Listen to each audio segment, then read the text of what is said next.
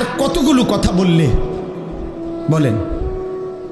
এই জন্য নওজোয়ান, আমার অনুরোধ রইল, নওজোয়ান নিজেরে বরবাদ করে দিও না বাপ, নিজেরে শেষ করে দিও না, নষ্ট করে দিও না, কষ্ট পাইবা বাপ। একদিন কবরে তোমার 14 গোষ্ঠীর কেউ থাকবে না, একদিন হাসরের ময়দানে তোমার পাশে কেউ থাকবে না, তুমি শুধুই একা। আল্লাহ তাআলা বলছেন, বান্দা আমি এত বড় কোরআন নাজিল করলাম, তারপরে আর কি বললে তুমি ঈমান আনতে? আর কেমনে বলতাম আমি? নবীজি জিজ্ঞেস করবে, খোদার কসম নবী জিজ্ঞেস করবে, উম্মত 23টা বছর আমি দিন রাত কাঁদছি রে উম্মত, তুই জানোস না উম্মত আমি তোর জন্য কি পরিমাণ কাঁদছিলাম। সারাটা রাত আমি কেঁদেছি, তায়েফের পাথরের আঘাতে আমার পিঠ ছিদ্র ছিদ্র করে ফেলছে, আমি ক্ষুধার কষ্টে পেটে পাথর ভাঙছি, আমার ঘরের চুলায় আগুন জ্বলে নাই, আমি দান শহীদ করে সারাটা দেহ রক্ত মাখা হয়ে বেহুশ হয়ে উহুদের প্রান্তরে পড়েছিলাম, এত কাঁদলাম, এত রক্ত ঝরাইলাম, 23 বছরের বিনিময়ে উম্মত আমি বুঝি তোর কলজাটা নরম করতে পারলাম না। কি বলবেন ভাইয়া? এই ছেলেরা বাপ কি বলবা তোমরা? বলো দোস্ত। আল্লাহ তাআলা আমাদেরকে ঈমান দিয়েছেন, আল্লাহ তাআলা আমাদেরকে মুসলমান পরিচয় দিয়েছেন।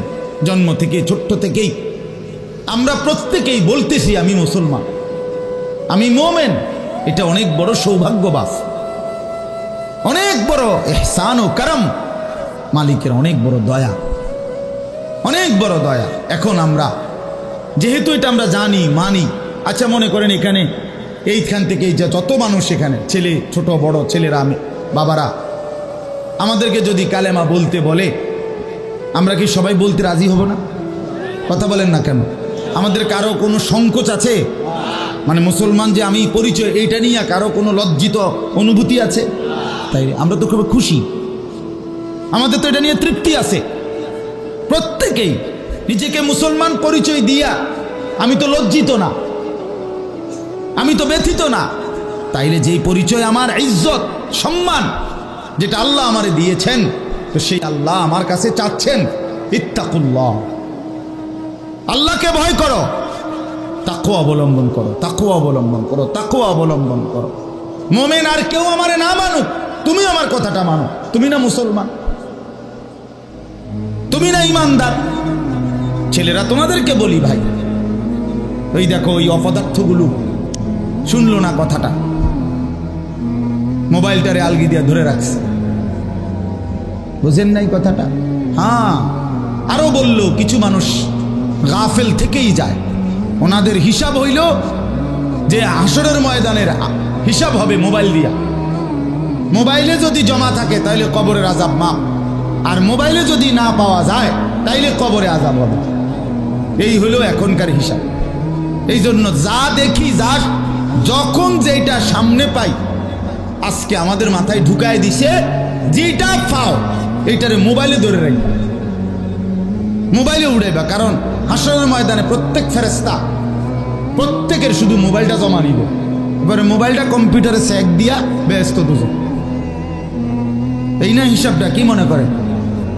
আজ আমরা এটা মনে করি, এটা মনে করিনি। মোবাইলে 1 লক্ষ ওয়াজ আছে, তো কি হইল? মোবাইল আপনার 100 হুজুরের লগে আপনার একটা ছবি আছে, তো এরপরে কবরের আযাব মাফ। কথা বলেন না? হাসরের ময়দানের বিচার আচার মাফ, তো কি হলো? কি হলো ভাইয়া? আল্লাহ আমাদেরকে বুঝ দান করেন। এজন্য ভাই আমি বললাম, এটা আল্লাহ তাআলা আমাদের কাছে তাকওয়া চায়। এখন তাকওয়া কি? এই যে আমরা বলি আল্লাহকে ভয় করো, আল্লাহকে ভয় করো, আল্লাহকে ভয় করো, মানে কি? তাকওয়া মানে কি? তাকওয়া মানে হলো আল্লাহকে ভয় করা, মানে হলো 2 জিনিস, তারকুল মুনকারাত, ফি'লুল খায়রাত। সমস্ত গুনাহ ছেড়ে দেওয়া, সমস্ত হুকুম আল্লাহ এবং তার রাসূলের আদেশ পালন করা, পালন করা, এই তাকওয়া। তো আল্লাহ তাআলা বলেন, তোমরা যারা মুসলমান, তোমরা যারা মুমিন, আমি আল্লাহ তোমাদেরকে বলছি সমস্ত গুনাহ ছেড়ে দাও, সমস্ত ইবাদত হুকুমে আমার আদেশ পালনে লেগে যাও, লেগে যাও। চুরি ডাকাতি জিনা বেবিচার মদ জুয়া সুদ ঘুষ নাচ গান নাটক সিনেমা অশ্লীলতা বেহায়াপনা বেপরদিগি বেহায়াপনা অসভ্যতা নোংরামি ছেড়ে দাও বান্দা, ছেড়ে দাও। আমার ইবাদতে লেগে থাকো। কেন নামাজ পড়বা না বান্দা? আল্লাহ যেন জিজ্ঞেস করছে, হায় আমার ইমানদার বা, আমি না তোমারে মুসলমান বানাইলাম? তোমারে না আমি সর্বশ্রেষ্ঠ রসুল দিলাম? নবী মুহাম্মদ সাল্লাল্লাহু আলাইহি সাল্লামের চাইতে সর্বশ্রেষ্ঠ রসুল আর কেউ আছে? কোরআনের চাইতে দামি কোনো কিতাব আছে? ইসলামের চাইতে দামি কোনো ধর্ম আছে? আল্লাহ তাআলার চাইতে বাদ দিয়ে আর কোনো মালিক আছে? তো আল্লাহ বলেন, আমি তোমার মালিক, আমার নবী মুহাম্মদ সাল্লাল্লাহু আলাইহি সাল্লাম তোমার রসুল, কোরআন তোমার কিতাব, ইসলাম তোমার ধর্ম। অতএব তুমি কেন ভুল পথে যাইবা বান্দা? তুমি নামাজ পড়বা না কেন? তাইলে নামাজ তুমি যদি না পড়ো তো এই নামাজ তাইলে কার জন্য দিলাম? হালাল হারাম এটা কার জন্য দিলাম? আমি আল্লাহ। আমার রসুলকে 23 বছরে আমি সমস্ত কিছু বলাইলাম, তাইলে কার জন্য?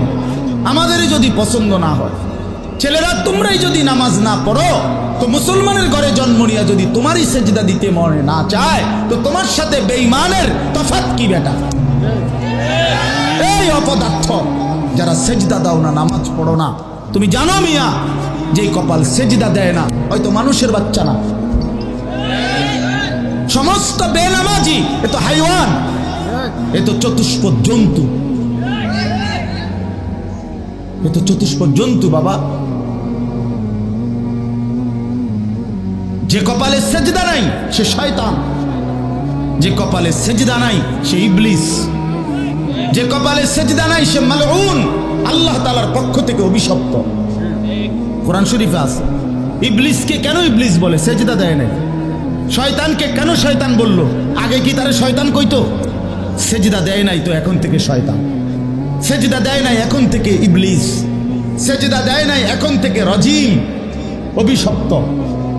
সেজদা দেয় নাই এই কারণে আল্লাহ বলছে, ওয়া ইন্না আলাইকাল লানাতা ইলা ইয়াউমিদ্দিন, তোর উপরে কিয়ামত পর্যন্ত আমি আল্লাহর লানত। কি নিয়ে আসা? কি বলো ভাই? এত লানত নিয়া, আল্লাহর এত অভিশাপ নিয়া দুনিয়ায় চলবে কেমনে? আখিরাত চলবে কেমনে? জীবন মানে শুধু কয়টা ভাত মাছের নাম ভাইয়া? একটু ঘুমাইতে পারলাম, একটু খানা দানা খাইলাম, কয়টা টাকা রোজগার করলাম, যৌন চাহিদা লজ্জাস্থানের চাহিদা পূরণ করলাম, খালাস, এরই নাম দুনিয়া? এ তো জন্তু জানোয়ারেরও পূরণ হয়। গরু ছাগল কুকুর বিড়ালও তো খায় ভাই, এরাও তো ঘুমায়, এরাও তো পেশাব পায়খানা করে, এদেরও তো যৌন চাহিদা পূরণ করে। নাহলে কুত্তার বাচ্চা হয় কেমনে? বিড়ালের ছাও হয় কেমনে? সে যদি যৌন চাহিদা পূরণ না করে, তো জীবন মানে এটুকুই, জীবন মানে দূরই। তাহলে পার্থক্য কি আমাদের? পার্থক্য কোথায় বাপ? তো আল্লাহ তাআলা আমাদের কাছে বললেন, ইত্তাকুল্লাহ, বান্দা আমি এটা চাই তোমার কাছে, তুমি গুনাহ করো না, আর 10 জন যা ইচ্ছা তাই করুক, তুমি নাফরমানি করো না, তুমি আমার পছন্দের বান্দা, আমার গোটা জান্নাত আমি তোমার জন্য বানাইছি, তুমি আসবা ঈমান নিয়া তাকওয়া নিয়ে, আমি আমার পুরাটা জান্নাত, অনন্তকালের জান্নাত তোমারে বুঝাই দেব, তোমারে বুঝাই দেব বান্দা। এই জন্য ভাই দোস্ত আমার, বন্ধু আমার, আমি অনুরোধ, আমার কথা শেষ, আমি এতটুকু কথাই বললাম, গুনাহ ছেড়ে দেই। কেন মিথ্যা বলবেন? কেন নামাজ পড়বেন না? কেন সেজদা দিলেন না বাপ? আল্লাহ তাআলার সাথে এখানে একটা কথা আছে, লাস্টের আয়াত আমি শুনাইতেছি আপনাদের,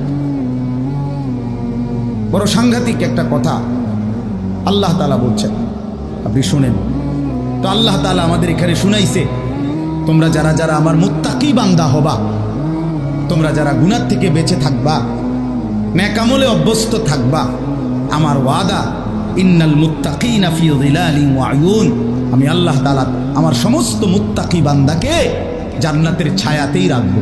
সুবহানাল্লাহ। আয়ুন, জান্নাতের নহর, দুধের নহর, মধুর নহর, মদের নহর, পানির নহর, 4টি নহর বেষ্টিত জান্নাতের মধ্যেই আমি তাকে 24 ঘন্টা থাকতে দেব। সুবহানাল্লাহ। ওয়া ফাওয়াকিহা মিম্মা ইয়াশতাহুন, আল্লাহ তাআলা বলেন, এবং আমি আমার মুত্তাকি বান্দাকে তার চাহিদা মতো সমস্ত ফল ফলাদি খাদ্য আহার্য আমি তাকে জান্নাতে দান করব।